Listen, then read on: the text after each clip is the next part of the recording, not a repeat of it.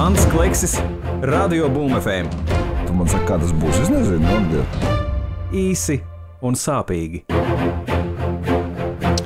Briti, varētu teikt, ka esam pieskaņojušies Valentīna dienas tematikai, jo arī politikā, protams, pāri tie, kas pāri šķiras, un jo tuvāk vēlēšanas, jo šādi, es nezinu, kā lai pieklājīgi saka, meklēšanās, tā laikam nedrīkst pa cilvēkiem teikt, bet šie mīlestības apliecinājumi, atraidījumi un tā joprojām uzplaukst jau koši. Un, kā jau zināms, šis ir vēlēšana gads, kas attiecās uz Eiropas parlamentu. Tur katrs laikam vairāk vai mazāk peld pa sevi, bet Saeimas vēlēšanās vairums partiju uzskata, ka kaut ko vajag mēģināt sabīdīt, kaut kādu kopēju stāstu. Līdz ar to pirmais iekāras objekts partijām ir reģionālie līderi. Šajā gadījumā gribētu nošķirt divas lietas. Viena ir reģionālā partija, reģionāla alianse, kas arī, protams, ir reģionālie līderi. Un otra lieta ir citas novada partijas, piemēram, Latgales partija vai teiksim, es tagad negribu sameloties ar precīzi nosaukumu. Man šķiet tur Talsu attīstībai, tur Vidzemē un tā joprojām. Un kas lielākoties asociējas ar pilsētu mēriem. Un šie cilvēki, kas, protams, savos novados ir un savos reģionos ir labi zināmi, piemēram, Boķis Ines Valmierā vai Jānis Lāčplēs Daugavpilī, protams, ka viņi ir vēlami partneri jebkurai partijai, kas startē Saeimas vēlēšanās. Un tad ar viņiem sākās draudzības vizītes un riņķa dances, manuprāt, jau pagājušā gada rudens pusē. Reģionālajā līderi, protams, izturējās tieši tā, kā viņiem būtu jāizturās, proti nevienam neteica ne. Lai gan pirmais, kā viņi tā kā pateica, ne, bija Ingūna Sudraba, bet, jāsaka, nebija arī kam īsti teikt to nē. Ingūnai Sudrabai vai kam. Bet, ar pārējiem tā koķetēšana turpinājās. Jāsaka, ka ar viņiem, ar šiem pilsētu vadītājiem ļoti cītīgi strādāja tolaik vēl topošā, jau nodibinātā Repša partija Latvijas attīstībai. Manuprāt, šie līderi arī diezgan daudz ko šai partijai apsolīja, bet, kā teikt, solīts makā nekrīt, un acīm redzot, vismaz Valmieras mēra Boķa gadījumā, teiksim tā, ir pieņems lēmums, ka labāk zīle rokā nekā mednis kokā, un Boķis iet kopā ar vienotību. Tur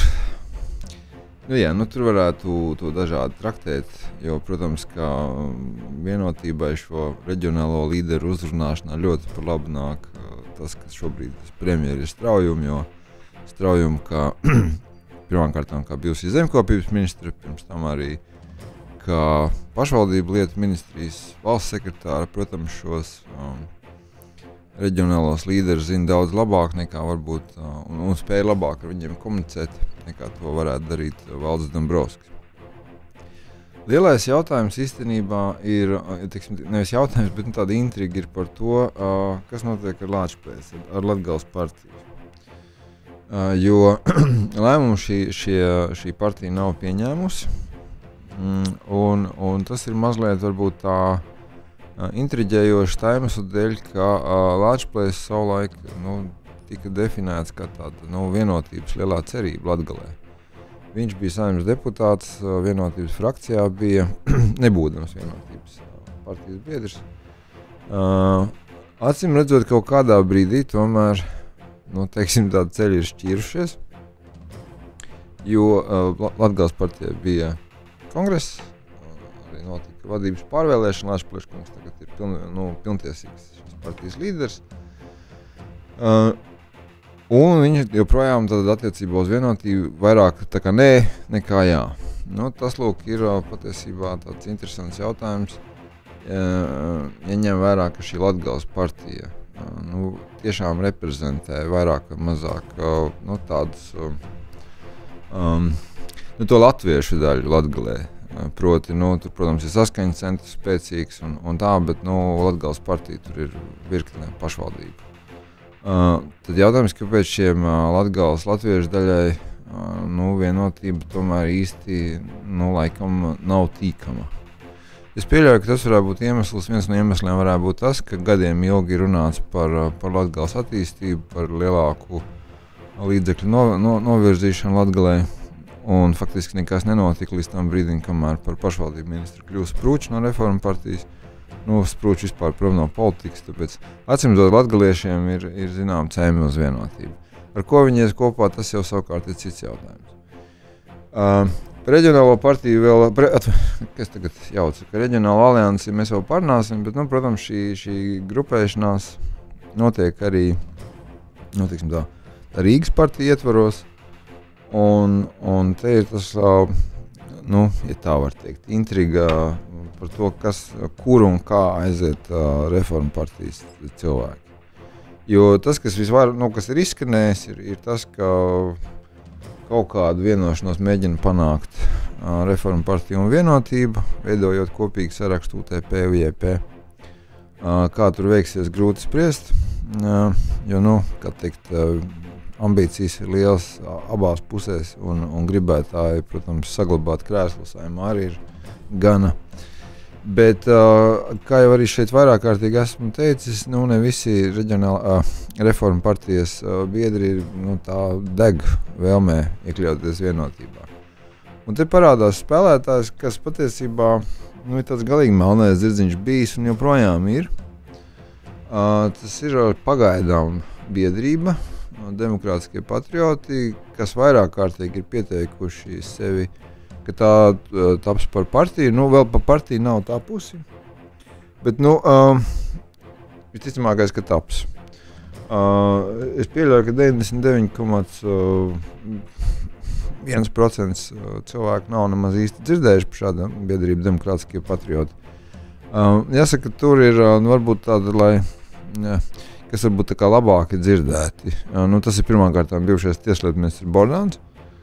Jo, ja mēs atceramies, tad zinām mērā, vismaz Nacionālās apvienības pieteiktais iemesls, kāpēc viņi gribēja atsaukt Bordānu no tieslietu ministra amata, bija tas, ka tie tā, ka šī biedrība grasās tapt par partiju, un tad, protams, ir mazliet dīvaini, ka tu deleģē ministru, kurš tikmēr riktē augšā citu partiju. Bordāns ir zināms, tad ir zināms Saeimas deputāts Dāvis Stalts, kas man, protams, vairāk asociējas ar Daņa, ka viņš ir Daņa Stalta dēls. Es atvainojos Dāvim, bet varbūt publiskā telpā viņš ir iezīmējies ar to, ka viņš to ķemeru sanatoriju ņemās.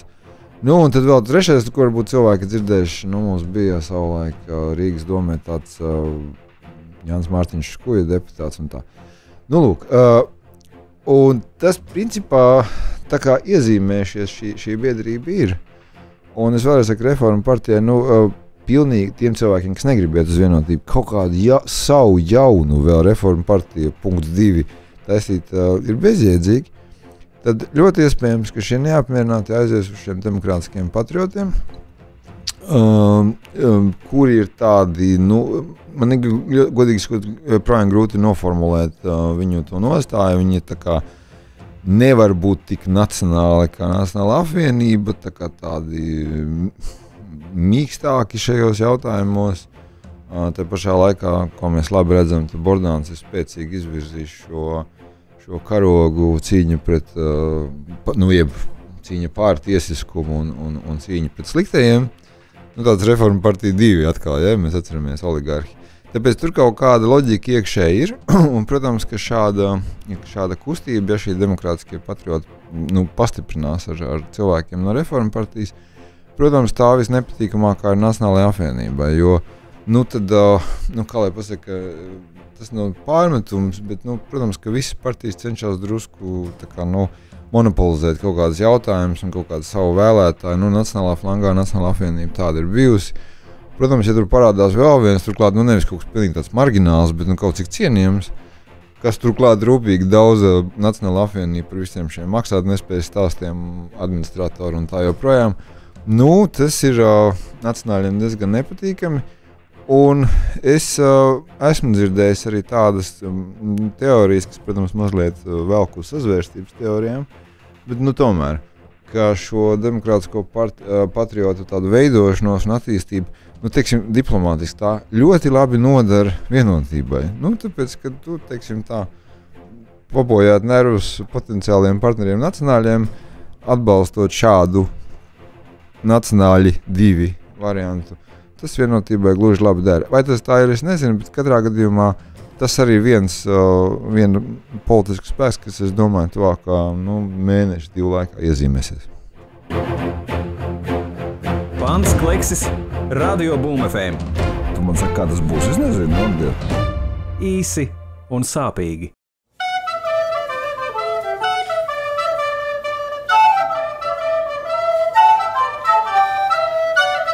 Katrs mūsu pircējs ar kaut ko aizraujas. Mēs ar datortehniku. Kapitāla datorveikali. Sāpīgi. Turpinot šo tēmu par to, kā partijas varētu sagrupēties, te jābūt precīziem ar sagrupēšanos, es nedomāju kaut kādu apvienošanos vai pat kaut kādu, varbūt baigos draudzības paktus. Visloģiskāk parasti ir, ja kaut kāda varbūt ir kopīgi sāraksti kaut kādos reģionos un tā. Turpinot šo tēmu, mēs runājam par Nacionālo apvienību.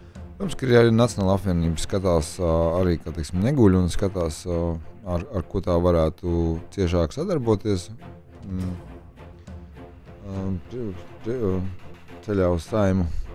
Bija tā, ka tad, kad Dombrovska valdībai bija tur tā pirmā šķobīšanās, tur viss saistībā ar Bordānu, tur ar uzturēšanās atļaujām un tā, ka nacionāli gāja pa gaisu.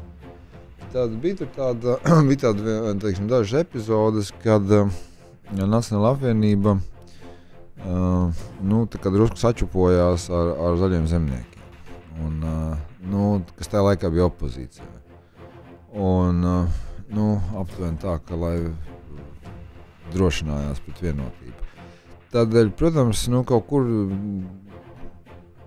kuluāros arī cirkulēja, es domāju, ka joprojām tur cirkulē stāsts par to, ka varbūt, ka nacionāļi un zemnieki varētu kaut kā sadarboties vairāk.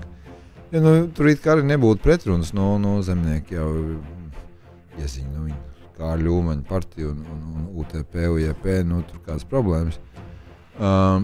Bet atļaušos apgalvot, ka laikam šāds tandēms gan nevarētu būt. Tā iemesla dēļ, ka tad mēs nonākam līdz tam, cik ticams vai neticams ir socioloģiskās aptaujas. Tur es pie katram varbūt savs viedoklis. Man, protams, tās nedaudz mulsina, jo man nekad dzīvē neviens nav pajautājis, par kuru partijas balsošu. Es nezinu, visu laiku reitingi, bet man jau ir 44 gadi un neviens man nav pajautājis. Bet, labi, lai kā arī būtu. Bet šīs socioloģiskās aptaujas, un tās liecina, ka, ja šāds tandēms izveidotos, tad nacionāļi būtu nepārprotami ieguvēji no tā, proti tas uzrāda, ka var gadīties, ka, teiksim, zaļo zemnieku tradicionālais vēlētājs novēl par Nacionālās apvienības cilvēkiem, bet ka Nacionālās apvienības vēlētājs tradicionālais nekad nevēlētu par zaļo zemnieku kandidātiem. Ja zaļo zemnieku šādu izkārtojumu vai šādu, teiksim, modeli ieraugot, protams, ka viņiem zūd jebkāda vēlēšanās ar nacionāļiem sadarboties, jo kā viņiem tas ir vajadzīgs. Tādēļ es domāju, ka šāds tandēms nav iespējams.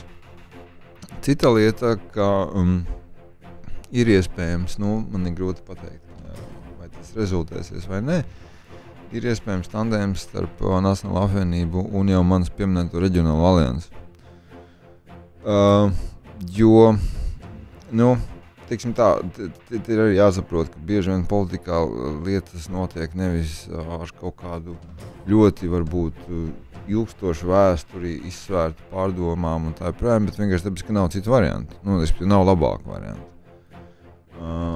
Jo tad Skaidrs, ka Nacionālajai apvienībai, kurā ir gana laba pārstāvniecība dažos Latvijas novados, bet kopumā tā tomēr ir tāda mazliet Rīgas partija. Ja? Viņiem ir reģionālā alianse noderētu. Savukārt reģionālā aliansē es pieļauju, ka viņiem nav problēmas ar nacionāļu kaut kādiem izpaudumiem par nacionālām lietām.